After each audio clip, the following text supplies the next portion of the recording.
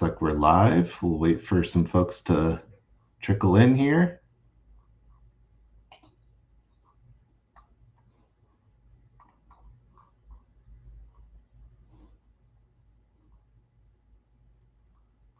So we have,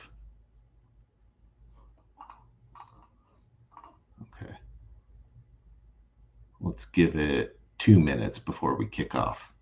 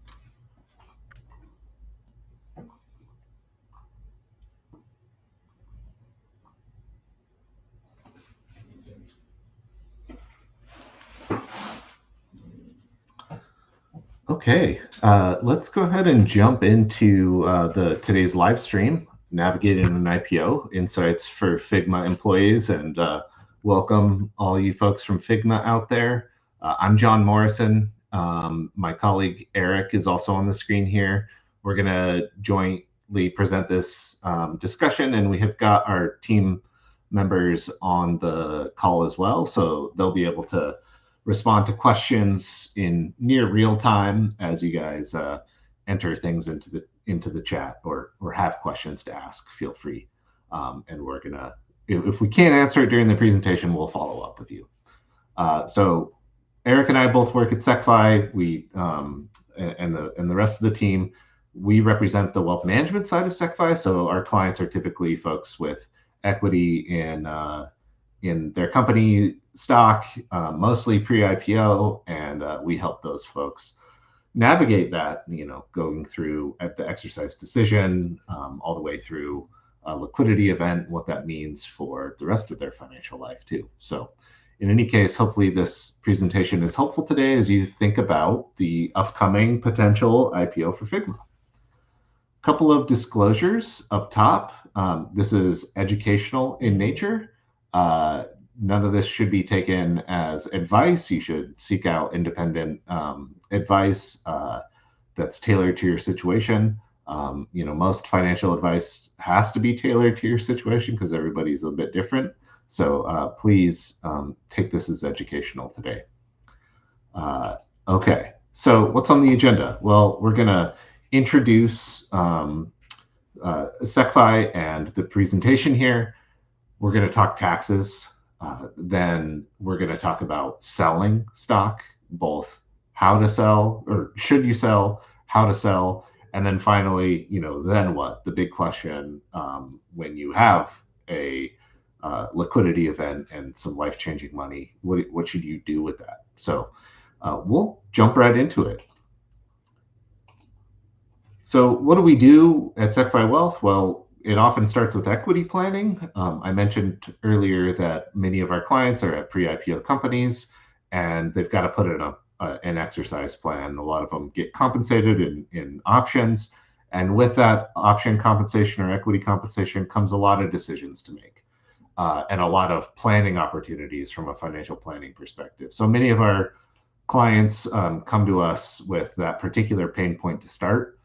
We also do investment management, so we incorporate our clients' holdings and in their company stock and the fact that they work in that sector into a broad portfolio that seeks to outperform while also considering that risk that they have, concentration risk in their company stock in their career. And then finally, more general financial advisory, of course, like equity. The equity planning is top of mind for most folks, but there's a whole lot of other stuff going on in our financial lives, and all of our advisors are certified financial planners and help with that as well.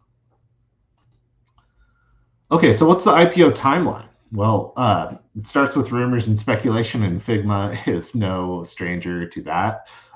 It's been talked about for years. Fortunately, at the moment, there's pretty strong indication that Figma is working towards an IPO, and the reason we know that is there are credible news reports that Figma has confidentially filed what's called an S1, or a registration statement, that indicates that they are planning to go public and register with the SEC. So we're in that phase right now where they've filed an S1, kind of like a very strong indication that they're planning to do this. But we haven't gone further than that yet. The kind of next big step in the IPO process would be a roadshow. And what that means is basically the bankers representing Figma and Figma's executives will fly around or connect via Zoom or video call to investors all over the world and pitch Figma's investment story to those folks. And during that roadshow process, that is where the bankers and the executives are gathering, investor interest and trying to zero in on what an appropriate price for the IPO will be. So that roadshow is very important, and it's I think important for you all as Figma shareholders, equity holders, employees to know kind of what the significance of that roadshow. After the roadshow is complete, there's a bunch of stuff going on behind the scenes that the bankers and the executives are working on. And finally, there's an initial public offering. And that just means that that's when the company first sells shares to the public. And on that day, the shares will eventually list on the exchange and then be traded freely and publicly. So the initial offering happens usually early in the morning, like right around the market open or before the market open. You'll know the price at which they finally, settled on for the initial public offering. And then generally a few hours later, the stock will open for trading on whatever exchange they end up listing on. Probably going to be the NASDAQ, but could also be the New York Stock Exchange. And that's not the end of the timeline, though. You generally have to wait to sell your shares as an insider. So typically that lockup is about 6 months or 180 days. The specifics around that are disclosed in the filing. So we won't actually know what that lockup and all the provisions around that lockup really is until until closer to the actual initial offering.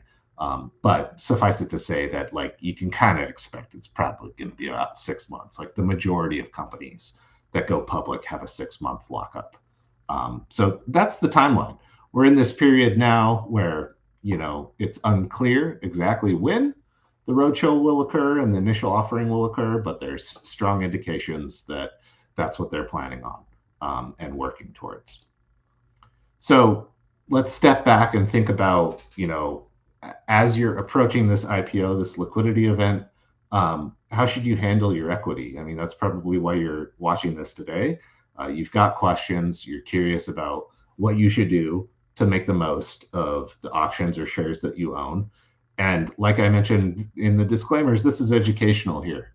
And this shouldn't be the last thing you do with respect to your equity before it goes public. You need to take what you learn, potentially consult with an advisor on your personal situation and create a plan, then execute that plan, monitor and adjust, of course. The reason I'm trying to emphasize this is because we see a lot of folks that don't take that next step of creating a plan and executing on that plan, and then they end up having regrets later on. So I'm encouraging you to actually apply what you learn and take it to the next step today. All right, with that, I'm going to turn it over to Eric, who's going to talk about taxes. Fantastic. Thanks so much, Sean. So as we look to get started, I'd really like to think about equity at a high level, its purpose, and then dive in a bit to the tax policy. So the equity itself, what's the purpose? It's a tool often used for retention, align incentives between the company, management, and employees, and getting you to think like an owner because ultimately you are one. Now, the tax policy side of this is often used to shape behavior.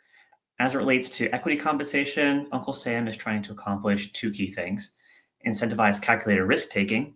If you're willing to put your own capital at work, put your own skin in the game, especially as it pertains to exercising incentive stock options, the IRS is open to rewarding you with more favorable tax treatment down the line or lower taxes.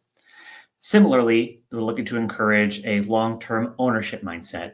If you hold on to these shares and keep your capital at risk for greater than a year, the IRS is open to rewarding that patience in alignment with longer-term company success with favorable tax treatment, again, lower tax treatment. So it's our job to try and strategize around these tax saving opportunities and maximize the benefit for our clients. So diving right in, the three main forms of equity compensation: incentive stock options, or ISOs, non-qualified, or NSOs, and restricted stock units, RSUs. At a high level for incentive stock options, you can think of it as an opportunity, or as the name implies, an option to buy company stock at a potential discount that's only available to employees. These options get a set price called the strike price to buy them at a later date. The key element that sets an ISO apart is called the strike price, is the preferential tax treatment. It's the ability to be taxed at a rate that is below your ordinary tax rate when holding periods are met. Assuming proper holding periods, and this will come up often for incentive stock options, a holding period of at least 1 year after exercise and 2 years after grant, all of the growth could potentially be taxed at federal long-term capital gains rates, which is a bit lower than ordinary income tax rates, and we'll dive into that more as well. So ultimately, when you're looking to put your own capital at risk by exercising your options, and when you hold them for an extended period, you have the potential for the preferential tax treatment. Now, getting into NSOs, you can think of these as similar to ISOs, but with fewer tax breaks. Given to anyone, employees, advisors, contractors of the company, they're accessible for anyone. And while they have a similar structure to ISOs, the ability to exercise at a fixed strike price, the holding period requirements don't apply, as, again, they don't have that preferential tax element associated with them. As we think about restricted stock units, you can think about these as a bonus in the form of shares without any buying required. Similar to if you got a $50,000 bonus from your company, it's $50,000 in the form of shares. Now, when can you access them and when are they taxed? Well, that comes down to what's in the quotation marks here, that double trigger element. That means there's two elements associated with the vesting period and when they can actually be taxed and accessed. And that is going to be, first, being a time-based vesting tied to your vesting schedule. You often see where, say, 25% of your RSUs might be vested after a 1 year period. That vesting schedule is going to be the first trigger. And then the second is going to be some form of liquidity event, IPO or acquisition, given it's currently a private company. Now, as you think about public companies, think Google or Amazon, those companies, when they issue RSUs for their employees, they have a ready market for those shares. So employee receives them, they vest, they are able to access and sell them on the open marketplace. That aspect doesn't exist for private companies, which leads to that second trigger, that liquidity event or an accessible market being required before those shares can actually be accessed and before they're actually taxed. So as you dive into that tax element a bit deeper, noting that not all kinds of taxes are the same. So, bounce back here. Thinking about incentive stock options and thinking about the timeline. So you receive incentive stock options from your company as a grant, no tax associated with it. Those shares, those options vest, no tax associated with it. When you look to exercise your options at some point in the future, there's no regular taxable income, but the difference between the strike price and the fair market value, or the 409A, as is shown here, is counted as income for alternative minimum tax purposes. And we'll be diving into that quite a bit more. So based off your broader tax picture, you may owe alternative minimum tax or potentially no tax. And it's going to be highly dependent on your broader tax picture and personal situation. And as we get to the potential of selling at some point in the future, assuming all proper holding periods are met, it has the potential of being long-term capital gains rates as opposed to short-term. Again, that preferential tax treatment or lower tax. So as noted earlier, there's opportunities for lower taxes and the ability to strategize and plan to take advantage of those opportunities. Thinking about non-qualified stock options, they're going to be taxed like regular income when you exercise. So very similar, no tax when they're granted, no tax when they vest. But as you look to exercise them, that difference between the fair market value and the strike price is going to be ordinary income tax. From that point forward, depending on how long you hold those shares, it's going to be subject to capital gains rates, either preferential when held long-term, lower taxes, or short-term capital gains, very similar tax in coordination with your ordinary income. Hey, Eric, just to jump in real quick and zoom it out a little bit. If you think about this, guys, like, what's the name of the game?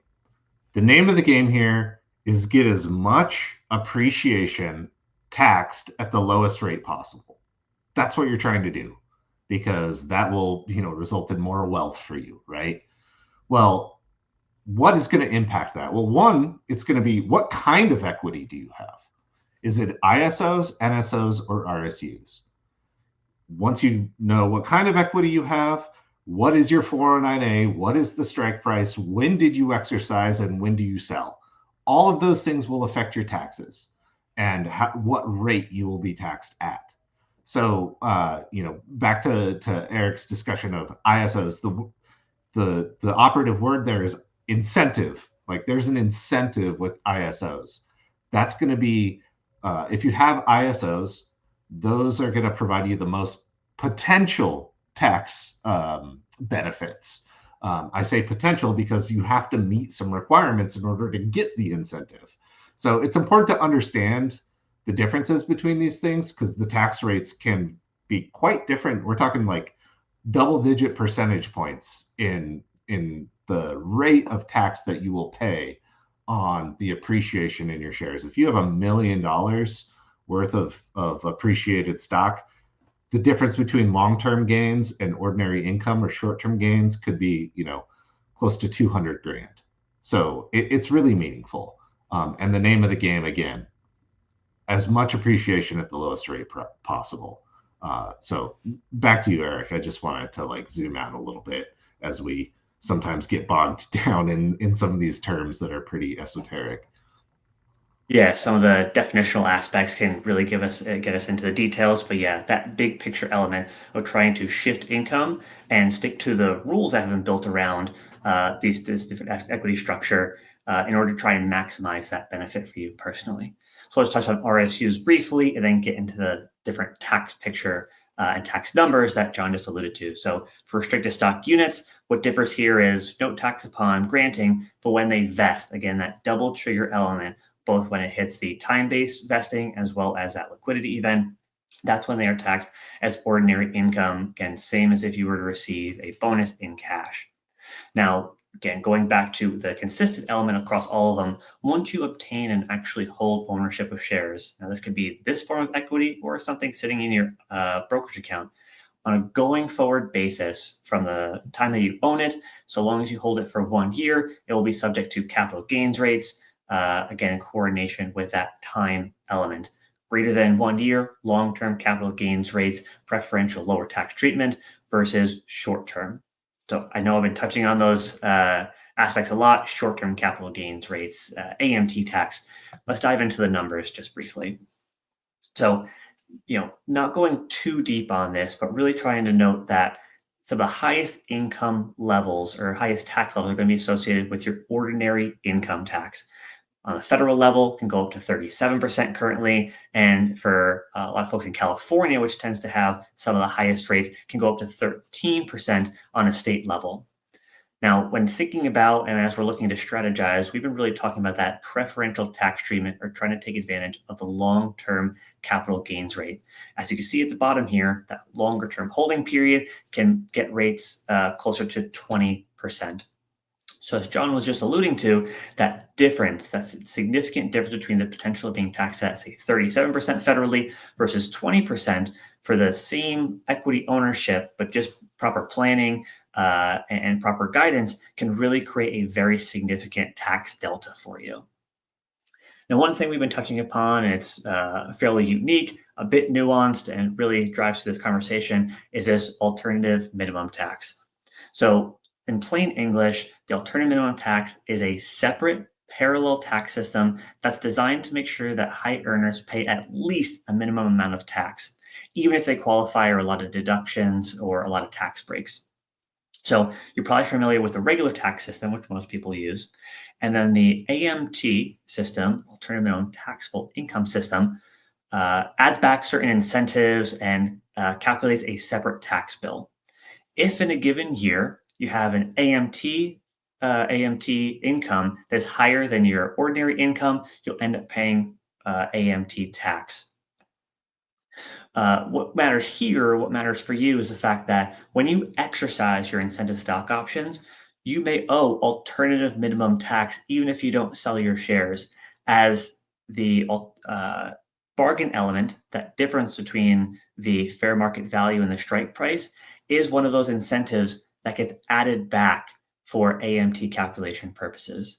So just to note at a high level, if and when you exercise your incentive stock options, there may be an alternative minimum tax to pay depending on your tax situation, and it's something that you can strategize and work around. And I'll be talking about the credit associated with that momentarily.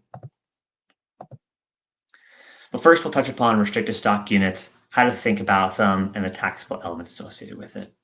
So if you were to be granted restricted stock units in September 30th of last year, at that point, the 409A valuation was around $6.71 a share, no taxable event upon that grant.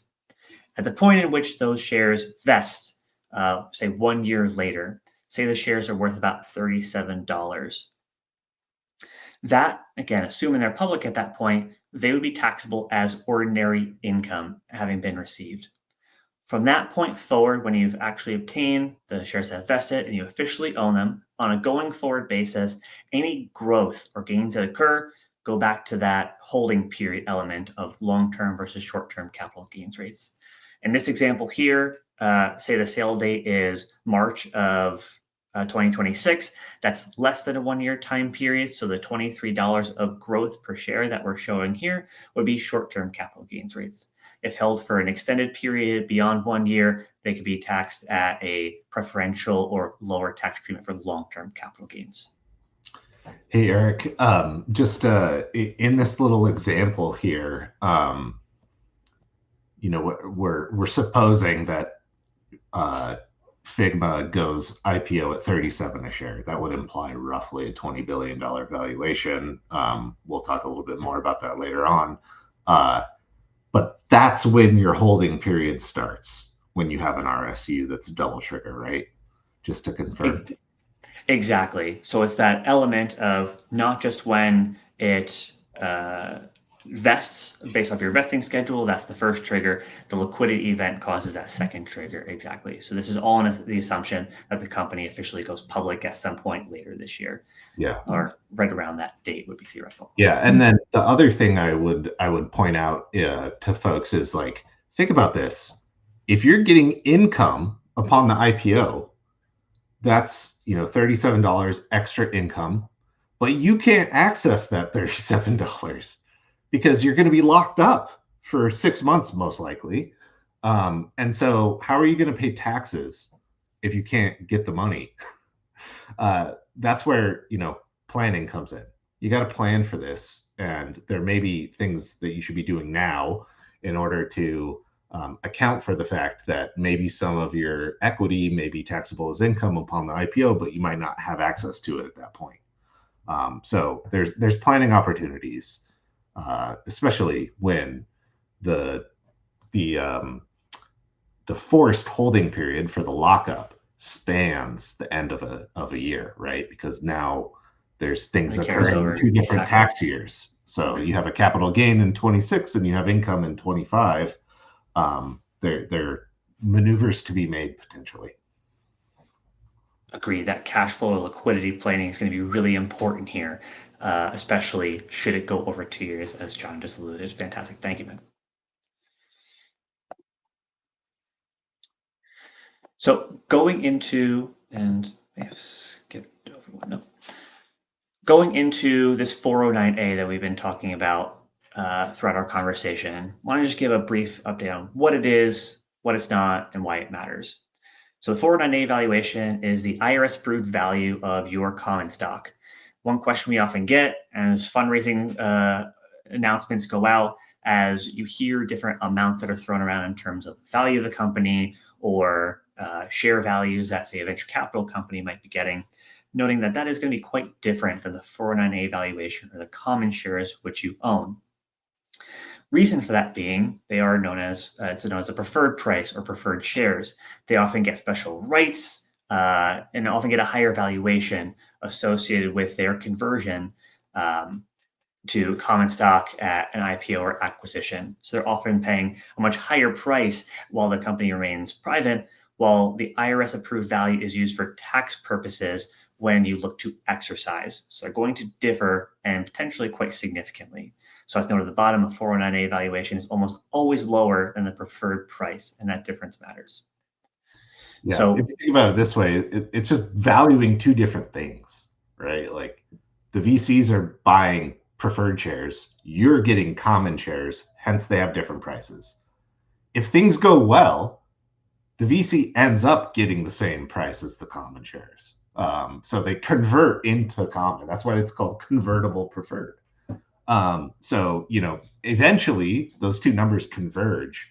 But until that point, the 409A valuation used for tax purposes is going to be lower than the number you hear floated around and, what the last round valued the company at. exactly. And as you're thinking about it on a going forward basis, it's important to note what the 409A valuation might be today and the potential of being able to exercise your shares versus what it might be at some point in the future.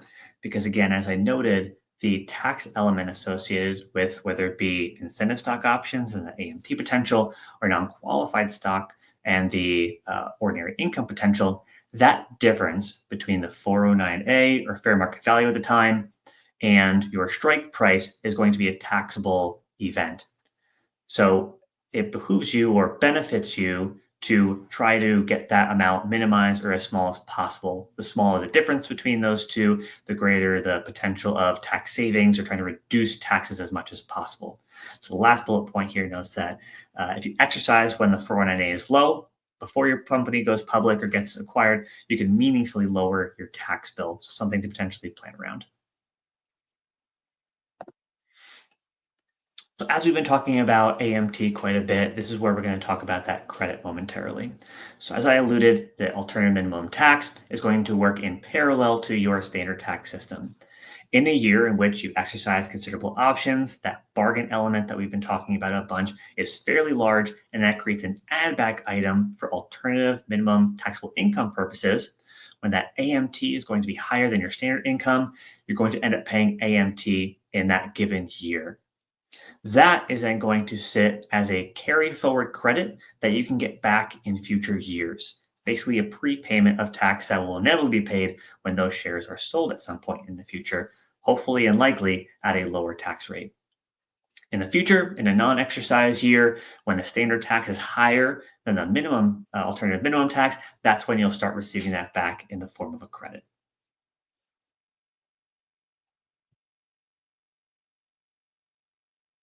So the question is, you've heard a lot of what we said today. Seems to be beneficial as you look to do some planning for your own situation. You say, I want to look to start exercising my shares. How do you actually do that? Well, it's ultimately buying your shares. You're paying the company the strike price to purchase those options.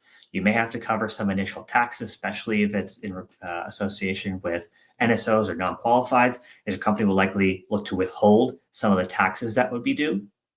And at that point, after you've purchased your shares, you're now a shareholder. And on a going forward basis, in the immediate future, there may be a tax due at tax time. So you want to set some cash aside to cover any remaining taxes that might be owed. And then on the going forward basis again, the holding period, now that you're a shareholder, will play into at what point and when it might be beneficial to either trim or sell those shares at the capital gains rates that were discussed earlier.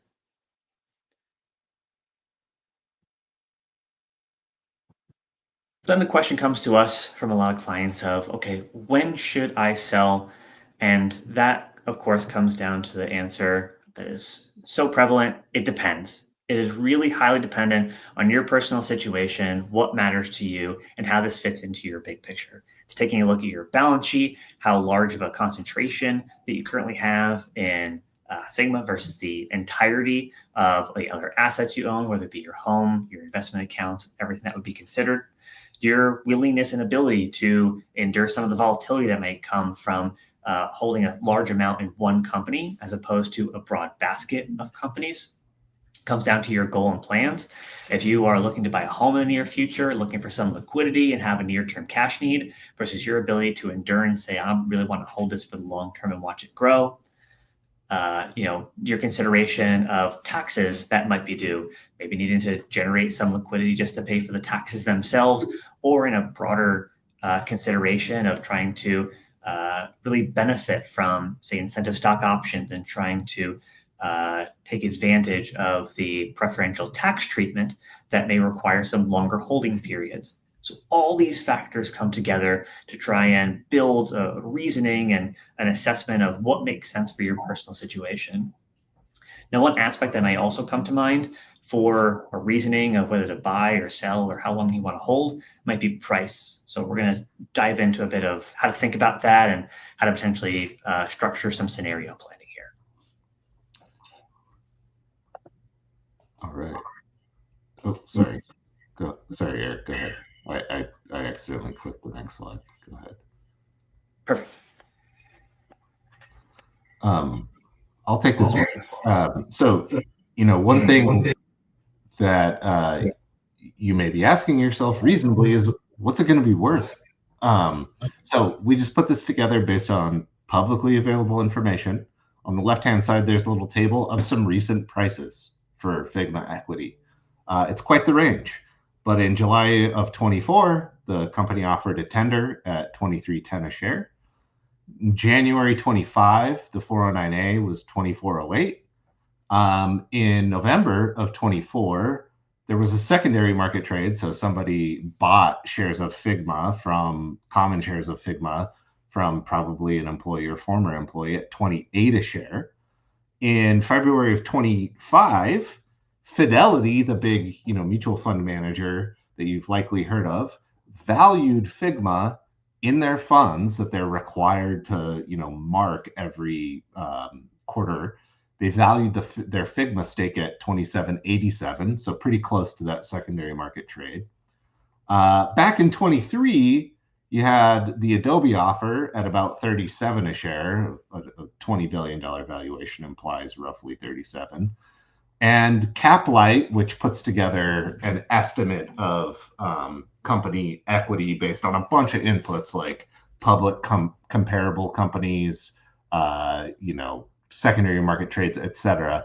They most recently valued Figma at about $38 a share as well. So kind of quite a range, but I like to look at actual prices from people with skin in the game to get a sense of what this equity might be worth.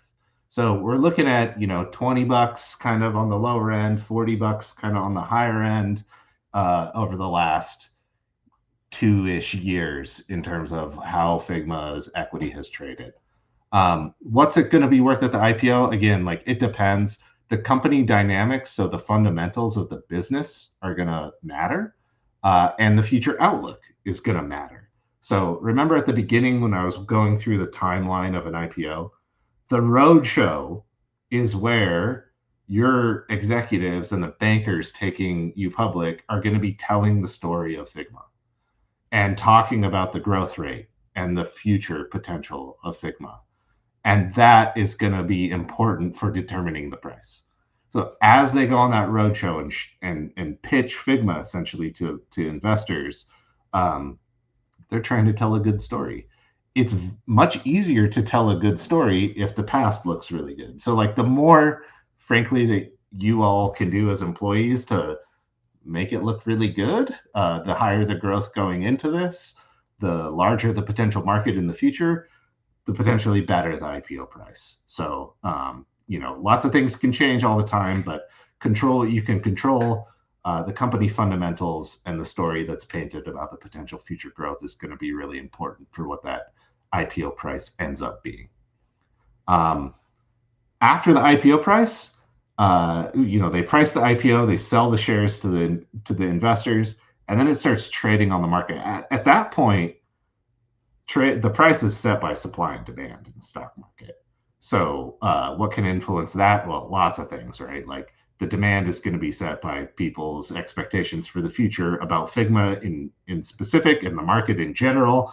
So, all kinds of things can happen. But before the market price takes hold, before supply and demand dynamics take hold, the IPO price itself is determined by the level of interest that you get for the shares from investors during the roadshow and during the IPO process.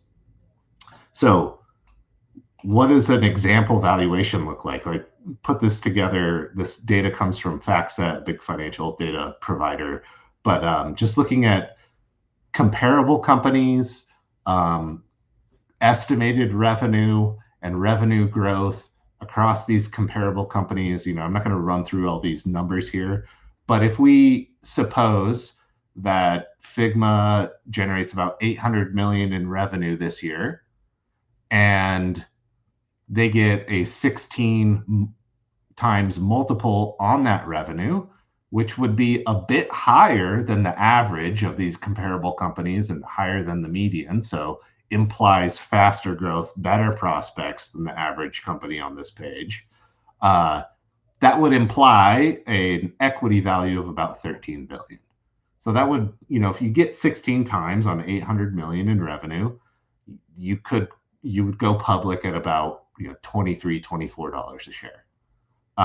If you get a higher multiple because the revenue is better or the growth is higher than what's in this example, or the market goes up a lot and the comparable company valuation multiples are higher, it'll probably be higher. So it's going to depend on the company's performance and the market, but a reasonable, I think the prices that we showed you on the previous couple pages ago is a reasonable starting point to think about, like, what is it likely going to be worth? I would kind of anchor myself around the tender offer as a conservative estimate. And if things get really bullish, if people get really bullish, maybe it goes up closer to $40 a share. I wouldn't be, planning on or thinking seriously about prices beyond that. Could happen, but I think it's fairly unlikely. So food for thought as you're considering what this exit means for you. Now, should you sell? You're going to hear from, you read any finance textbook, any article about sound financial planning and investment management, you're going to read a lot about diversification. Diversification is important because it removes single points of failure.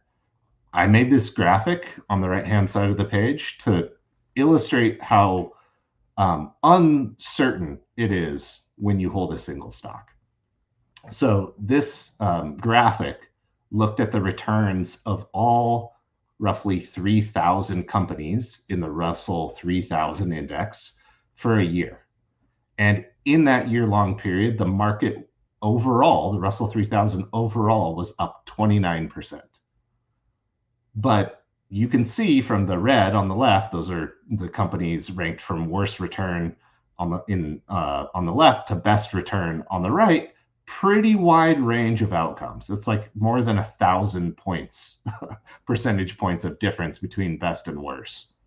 So if you own a single stock, I don't know what your financial future will look like, because it can go to zero, it can 10x, it can do anything in between. And even in a year where the market overall was up nearly 30%, more than a third of individual stocks actually lost money. That's not an uncommon picture either. In any given year, most stocks underperform the overall market. And the reason is because distributions of returns are not normal. They have long tails, and there are outliers that influence the average, which is the market return. So if you own a single stock and it's the substantial part of your wealth, I don't know what's going to happen to you. It's very uncertain. So diversification guards against that. It all goes into your personal situation, like what is your risk tolerance? What does the rest of your balance sheet look like? Is this 10% of your wealth? Is it 90% of your wealth? The answer of should you sell is going to be different depending on the answers to all those inputs. But just remember, a single stock is not the stock market.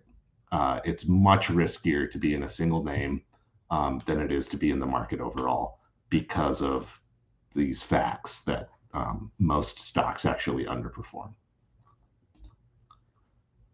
So how to sell, I think, is also a question that comes up, though people often don't think about it until they're confronted with the fact that they've got to push the button to sell stock that represents potentially the majority of their net worth. And I've worked in capital markets my whole career since 2008. And one thing I know is that if you look like a tourist in markets, you're going to get mugged. You want to blend in and look like everybody else who's trading stocks. You do not want to show up advertising expensive watches and cameras to the folks that have a very strong incentive to relieve you of those valuables. So you want to blend in. And how do you blend in? Well, actually, before I do that, this is what getting mugged looks like on a chart. So this is 𝗂𝗶𝗃. This is a company that went public in the fall of 23. We had some clients that went through this exit event, and we helped them exit their 𝗂𝗶𝗃 positions over time. And so I was very, clued in on 𝗂𝗶𝗃 share price daily as their lockup expired. So I was observing what was going on in 𝗂𝗶𝗃 shares quite closely around this time. And one of the days, pretty close to the lockup expiry, somebody, see this big down red bar? Somebody sold a bunch of shares in one trade, and they lost about $1 a share on that trade, roughly, because their trade was too big and they got mugged. They looked like a tourist. So, to size it roughly, this is $50,000 to $75,000 of volume at about $1 lower than the rough market price. So they gave up 50 to 75 grand in wealth because they didn't know how to trade appropriately. So this is what I'm trying to prevent you from doing. So what do you do in very simple terms? Avoid market orders and use limit orders. That's the summary here. A market order just says sell this many shares, whatever the prevailing price is. A limit order says sell this many shares, but only sell them if the price hits this point. So that's the difference between a market order and a limit order. And if you send a market order that's really big relative to what people are willing to buy at that precise second, you can end up getting mugged, like in this picture. So, if you're selling 6-7 figures of stock, you could be giving up money, you're leaving money on the table without even knowing it, using a market order instead of a limit order. So, you know, there's more complexity behind this, but if there's one thing I can tell you, use a limit order when you go to sell your shares. All right, go ahead, Eric, and take it back from here. Yeah, appreciate it. So, you know, we've talked about the definitions of equity compensation. We've talked a lot about the details of the taxation elements. We've now shared some details in terms of potential expected valuations and how best to trade it. And a lot of these elements now come to beg the question of, well, now what? How should you personally be thinking about this? How should you be strategizing and planning? And how should you be incorporating these shares into your personal situation? Something that we like to do is design your financial life plan. You know, is trying to optimize or figure out the best situation that's tailored to you. You know, all those different elements of the it depends on, should I sell, should I hold, how long, what price makes sense, what goals am I trying to achieve with this liquidity or with this capital. All those different elements create a discussion and a plan to really try and assess what works best for your personal situation. Now, if you can think and plan really far in advance, you could really try to strategize around minimizing taxes, enabling the proper holding periods, and really building this into a long-term strategy. But as we near an IPO and as we near some liquidity that you may be looking towards in a shorter time period, it may be trying to coordinate and assess, okay, of the different forms of equity that you have, which one makes the most sense in the short term? What makes the most sense in the long term to sell versus hold? And how should we be thinking about this for your personal situation? So really bringing it back down to earth, trying to assess what are your goals, what are you trying to achieve, and personalize it for you. And a lot of that is really being able to sit back and take almost more of a therapy approach than a financial advice-driven approach, and really looking to determine your why. What really matters to you personally? For me, it's travel. So this little element of travel the world will probably be one of my top. But you may want to start your own company. You may want to support family members. You always had that dream of being able to, you know, buy your parents' house for them, or, you know, you may be very generous or really involved in your church or community, and you may want to be philanthropic. These are things which you kind of really have to sit down, think about deeply about what these resources, what this capital can mean for you, what you want to achieve with it to achieve your goals personally, as well as the impact you want to have on those around you and the world around you. After determining that why, after really having that sit down and deep thought, you're able to then build a broader plan to ensure that this capital, this liquidity that you're about to obtain is helping to achieve those long-term goals, that long-term vision that you have for yourself. That's something that we like to do and have that sit-down conversation with clients. So want to just put it out there that, you know, we're always open to having that conversation, taking that deep dive to personalize this, figure out how to strategize, plan, again, shift income where possible, where it makes sense, and an application of the rules that exist to your situation, to have that sit down discussion around your why, how this capital can be put to work to help you achieve your goals and maximize the benefit of this equity for you personally, as well as utilize a lot of the tools that we've made available. And I'll pass it over to you, John, to add some closing comments and thoughts. Yeah, the closing thought here is goes back to one of those initial slides. Today was about education. Now you have to put that education to work for you, like apply it to yourself, make a plan. Whether it's with us or with another advisor, or if you want to DIY, I just encourage you to make a plan. Part of the reason you got to do what we just talked about, you know, figuring out your why, is because it creates discipline. Like if you know why you want to sell the stock or like why you need the money, you're much more likely to actually follow through, rather than you get to the day where, you know, you actually have to take action and you freeze up because it's a lot of money, or because, you know, you're swayed by some article you saw in Bloomberg or whatever. You know, I've seen far too many people, you know, not make a plan, and as a result end up not taking any action, and that sometimes oftentimes way worse. So I encourage you to sign up at secfi.com if you'd like, use our DIY stuff, call us, have an intro call if you'd like to work with us, potentially interview us. Yeah, just congratulations, guys. Like Figma, we use the product ourselves here at Secfi. I think it's great, and it's a phenomenal product, a phenomenal company, and you should be really proud of what you built. This doesn't happen very often to very many people. So, reflect on your hard work and your fortune, put a plan in place so you can be ready. With that, we'll welcome any other final questions from folks. And I'll give it 30 seconds if my folks that are off stage can give me a thumbs up. If there's no questions, we can wrap up.